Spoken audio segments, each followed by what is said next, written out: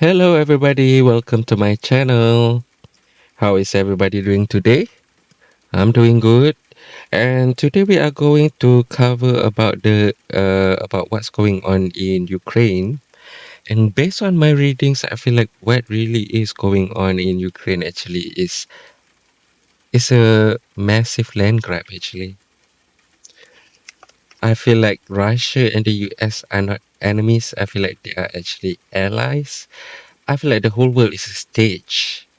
They just pretend to be enemies in order to justify never ending wars. And I don't know, I think we need to just play it and you guys can have a better understanding of what I'm trying to say. Anyway, before I start this video, kindly do subscribe to my channel and hit the like button. It really does help for my, it really do help to grow my channel. Anyway, let's play the video. Oh, before I play the video, I just want to tell you guys that this interview, there are several interviews here, and I'm not sure who the other two person is, but the central person in this interview, the guy is named Igor Berkut. I hope I'm pronouncing that right. He is a Ukrainian politician slash billionaire, and he is talking about a new Jerusalem project slash heavenly Jerusalem. So let us play the video.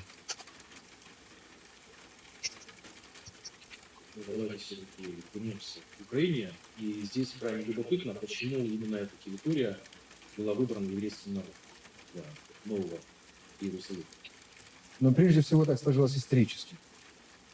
Как вы помните, именно на этой территории 400 лет существовал Великий Хазарский Каганат. И 400 лет на этих землях существовало иудейское государство. Кроме того, существует историческая преемственная связь времен. Как вы знаете, с 1924 года по 1944 год советским правительством рассматривался вопрос создания еврейской советской республики в Крыму. You guys see that? See what he was saying? He said that the Soviet government was considering the establishment of the Jewish Soviet Republic in Crimea. See what I was saying? I feel like they are both just actors. And do remember that before the creation of Israel, the Zionists, they were considering several locations to be the next Israel, the new Israel. I mean, like the newly existing country named Israel.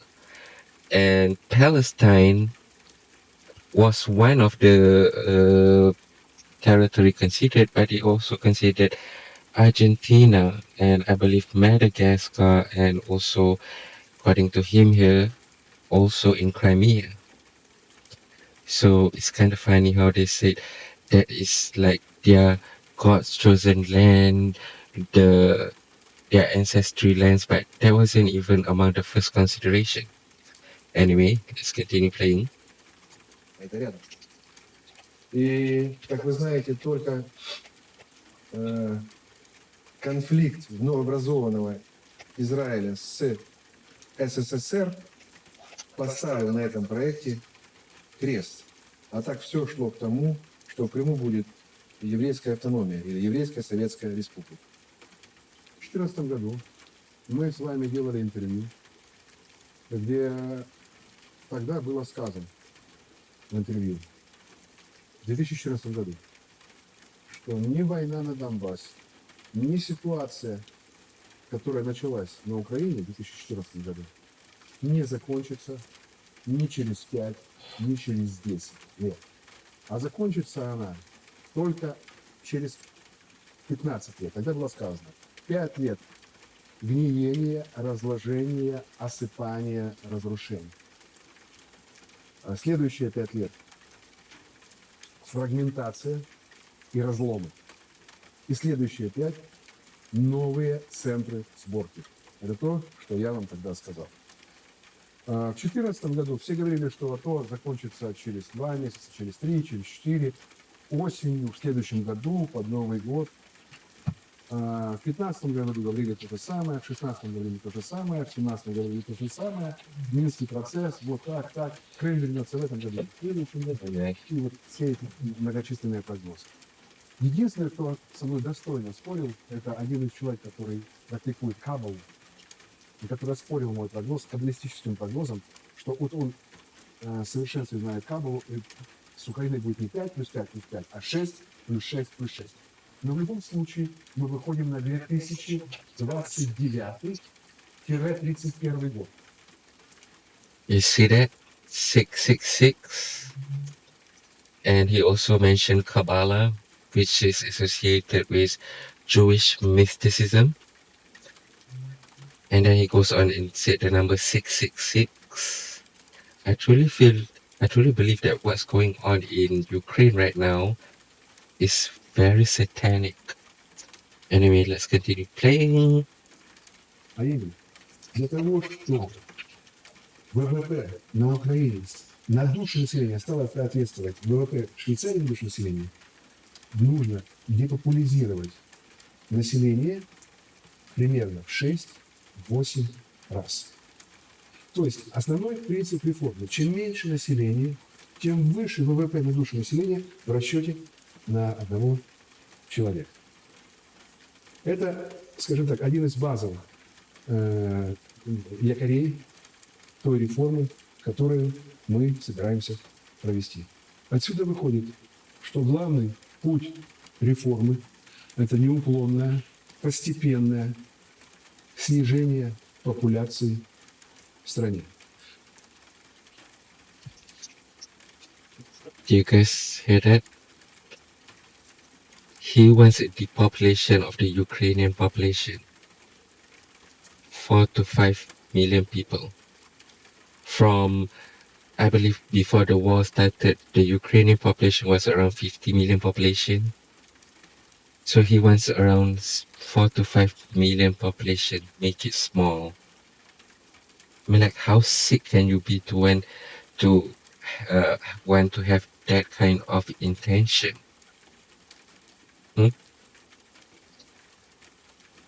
Anyway, let's continue playing. Oh, I also want to add. Sorry, guys, I'm not really well today. I also want to add. I was just saying that what is happening in Ukraine right now is satanic, right? Well, there you go. The human sacrifice. They want to depopulate Ukraine to the tune of 6 to 8 million people. These people are just sick. Anyway, let's continue playing. И поэтому стали их убивать, причем в больших количествах. И они побежали. И они прибежали в итоге сначала в Польшу, там король Сигизмунд, их вышли в правительство строить, и дальше Германия, и дальше Украина, нынешние территории, точнее, Украина, Белоруссия, Литва, Латвия, Россия. И вот они стали жить в России, черта осел, как раз вот та черта, которая была территорией выделенной евреев. И вот когда сейчас мы смотрим современных евреев, а из них очень многие вышли из тех самых черт оседлости, вот это все примерно как раз времена, когда там 650-600 лет, когда бежали на восток Европы. Сейчас, конечно, многие уже уехали, но сейчас, как мы знаем, многие начинают обратно прибывать на ту же Украину, как мы знаем, проект известный сейчас реализуется или готовится. Так что здесь идут такие вот. Listen to how he is saying the famous project is being realized or is being prepared. I mean, I don't know how these people can talk like this nonchalantly as if this is nothing. And on a TV show, I presume that this must be a quite a popular TV show in Ukraine. I also don't know why these interviews haven't gone as viral as it should be. Anyway, there's more. круговороты путешествий, миграции, переезда. Скажем, в Нью-Йорке несколько миллионов людей в одном городе Нью-Йорк. А продолжается передвижение по миру, и загадки те самые стоят. И демократы были на нас в обиде. Поэтому, когда в 2020 году демократам была нужна победа, и представители президента Байдена обратились ко мне с просьбой подтусовать там кое-какие голоса, мы им с удовольствием помогли, и тогда они сказали нам, что у них есть креативное решение украинской проблемы, а именно это не просто изменение политической ориентации Украины, а полного, тотального сокращения населения хотя бы до 3-4 миллионов человек и далее заселение дружественными нам людьми. Ну, например, передачу этих территорий израильтянам для того, чтобы мы могли с ними общаться, там, селедка под шубу и все остальное, все, что нам привычно.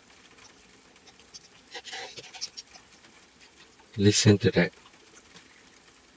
He was just saying that, I mean, like, this is, we have to take it from what he said. We can't confirm whether this is legit or not, whether this actually happens or not.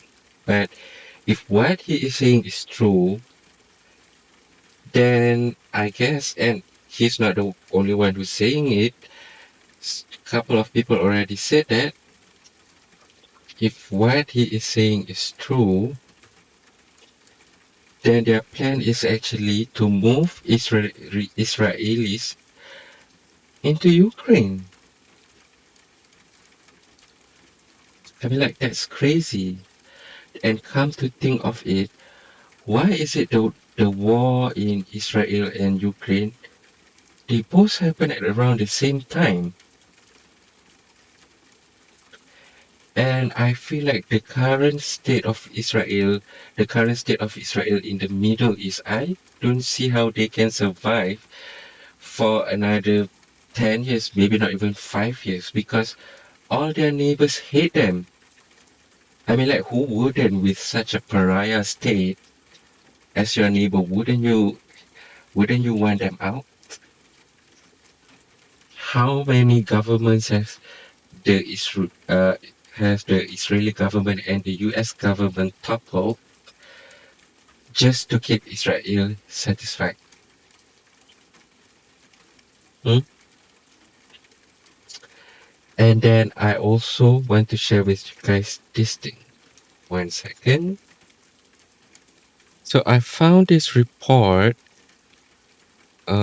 which is produced by the Oakland Institute. The title is War and Theft, the Takeover of Ukraine's Agricultural Land. The report was researched and authored by Frederick Mosel. Hopefully I am pronouncing that right. And Eve Develis. Anyway, I want you guys to pay attention to here. The report is saying in recent years, Western countries and institutions have provided massive military and economic assistance to Ukraine, which became the top recipient of US foreign aid, marking the first time since the Marshall Plan that a European country holds this top spot. As of December 2022, less than 1 year into the war, the US has allocated over $113 billion to Ukraine, including $65 billion of military aid, which is more than the entire budget of the State Department and US aid globally. The report details how Western aid has been conditioned to a drastic structural adjustment program, which includes austerity measures, cuts in social safety nets, and the privatization of key sectors of the economy. A central condition has been the creation of a land market, which was put into law in 2020 under President Zelensky, despite opposition from a majority of Ukrainians fearing that it will exacerbate corruption in the agriculture sector and reinforce its control by powerful interests. The findings of the report validate this concern, showing that the creation of a land market will likely further increase the amount of agricultural land in the hands of oligarchs and large agribusiness firms.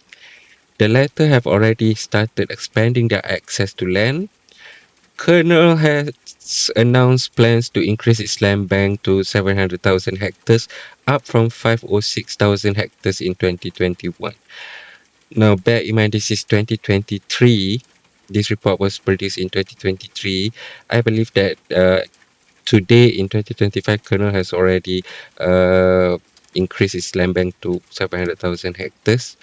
And by the way, Colonel is one of the largest agriculture company in Ukraine. Similarly, MHP, which currently controls 360,000 hectares of land, seeks to expand its holding to 550,000 hectares. MHP is also reportedly circumventing restrictions on the purchase of land by asking its employees to buy land and lease it to the company. Hmm, isn't that alarming? By the way, in case you all don't know, Ukraine is one of the most fertile agricultural land in the world. So whoever controls Ukraine, they control the world food supply. Ukraine is already known as Europe breadbasket. But anyway, let's continue. Additionally, by supporting large agribusinesses, international financial institutions are in fact subsidizing the concentration of land and an industrial model of agriculture based on the intensive use of synthetic inputs, fossil fuels, and large-scale monocropping, long shown to be environmentally and socially destructive. By contrast, small-scale farmers in Ukraine demonstrate resilience and a great potential for leading the expansion of a different production model based on agroecological, environmental sustainability, and the production of healthy food. It is Ukraine's small and medium-sized farmers who guarantee the country's food security, whereas large agribusinesses are geared towards export markets. So, what is it saying here? Pay attention to this. Ukraine demonstrates resilience and great potential for leading the expansion of a different production model based on agroecology, environmental sustainability, and the production of healthy food. First of all, if the small farmers aren't protected, this indicates that the majority of the food that will be produced in Ukraine will be unhealthy ones, the ones that is genetically modified. So there goes the theory that they want to depopulate the Ukrainian population. And then secondly, but based on this report, supporting the international blah, blah, blah, blah, and industrial model based on intensive use of synthetic inputs, fossil fuels. Now, fossil fuels is always gonna be much more cheaper than uh what do we call sustainable energy. Is it renewable energy? Sorry, than renewable energy. So it's obvious what they're doing right now is they are trying to destroy all the small farmers in Ukraine and flood the market with very unhealthy food. And then we can skip this. Mhm. Okay, I want to highlight this part. Okay, that this is the part where they say who owns Ukraine farmland. There is the oligarchs, of course, Colonel, and then there's Ukraine land farming, Astarta, Nibulon, System Capital Management, SEM. This is Ukrainian oligarchs, okay? But there are also foreign firms that control Ukrainian farmlands. The fifth largest landholder in the country with 290,749,000 hectares is NCH Capital, a US-based private equity firm that invests on behalf of prominent US pension funds, university endowments, and foundations. It operates in Ukraine through the company Agro Prosperis. PIF Saudi, owned by the Sovereign Fund of Saudi Arabia, operates on 228,654 hectares through the Saudi Agriculture and Livestock Investment Company SALIC and its subsidiary Continental Farmers Group. T&A Corporate Solutions, another US-based firm, is owned by American businessman Nicholas Piazza. It controls 295,624 hectares through several subsidiaries, including Pifden Agro Invest, Podilia Agro Product, Het Hetmansker, and Pridniprovsky. I'm sure I just butchered the pronunciation. Most of the land leased by TNA comes from transfer from Ukraine land farming made in recent years. So bear in mind that in Ukraine, foreign firms or foreign individuals cannot own farmlands in Ukraine, but they do have the right to lease to rent farmland from Ukrainians. But also, before I go into that, let's have a look at this table. The top 10 firms controlling agricultural land in Ukraine. This is the list. See, I mean, like this alone should be 1.2, 1.6, 1.9, 2.1, 2.4, 2.6. This is around 3 million hectares already, controlled by just 10 businesses, and many of them are outside of Ukraine. Anyway, 1 second. So the next part I want to highlight is this NCH Capital. US-based private equity from NCH Capital was founded in 1993 by George Raw and Maurice Tabachnik, two US businessmen heavily involved in the privatization frenzy that followed the collapse of the Soviet Union. As analyzed in a report by Grain, they have established a series of funds to lease or buy farms in the region at a low price, with the aim to aggregate them into large-scale grain and soybean farms, successfully amassing a land bank of 700,000 hectares in Ukraine and Russia. After securing investment from prominent Western financial institutions, it channeled this fund through offshore companies located in tax haven in Cyprus and Cayman Islands and joint ventures with local firms to take over the land. The firm faces accusation of unlawful land acquisition, tax evasion, and illicit financial activity. NCH Capital played a key role in pushing for land reform in Ukraine in 2015. Its founder and CEO George Raw was part of the high-level meeting involving the Ukrainian president and the US Secretary of Commerce that led Ukraine to agree on an IMF reform plan as a condition for two US 1 billion loan guarantees from the US government. Why is the founder and the CEO George Raw was part of the high-level meetings involving the Ukrainian president and the US Secretary of Commerce that led Ukraine to agree on an IMF reform plan? I mean, like, you are a businessman, private businessman. What are you doing having a meeting with the Ukrainian president and US Secretary of Commerce, which eventually led to agree on an IMF reform plan? Isn't that weird? Anyway,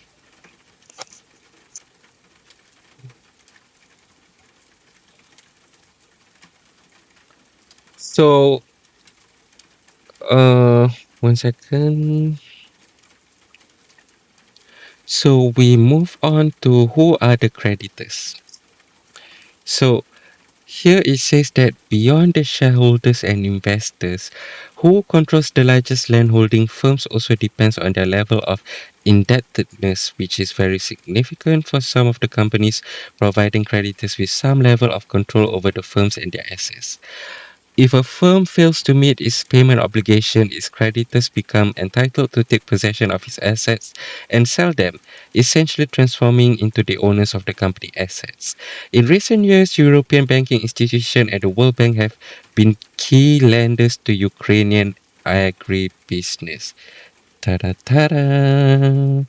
Look at that. As detailed in Table 6, the EBRD, European Business, I'm not sure, EIB and IFC have lent US 1.7 billion to just 6 of Ukraine's largest landholding firms over the past 15 years. So here it is. You can see 288 million, blah, blah, blah, blah, blah. So bear in mind also, because there is a war currently going on in Ukraine, many of these agricultural company, these supposedly local agricultural company, they are many of them are not profitable, or they are barely profitable. They also have a lot of debt. You know, I just look at the kernel credit rating the yesterday, and I believe it was CCC minus. So the company is not doing well right now. It's not stable. There's a possibility. There's a potential that kernel might go bankrupt. And as per stated here, who controls providing credit, blah, blah, blah. If a firm fails to meet its payment obligation, its creditors become entitled to take possession of its assets and sell them, essentially transforming into the owners of the company assets.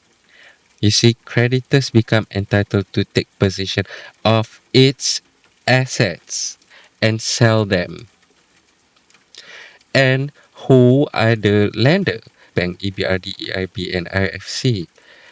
So you see that basically it's the EU who owns the if the majority of the Ukrainian company, large Ukrainian company goes kaput,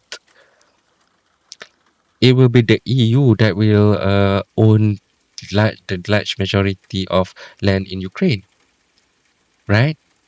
Based on this, and who will they sell them to? Remember what Igor Berkut says? They want a mass migration of Israelis into Ukraine. Why do I have this feeling that before I go on into that, I just want to say that while it is true that only Ukrainian can own farmland in Ukraine, as we can see here, there's a loophole.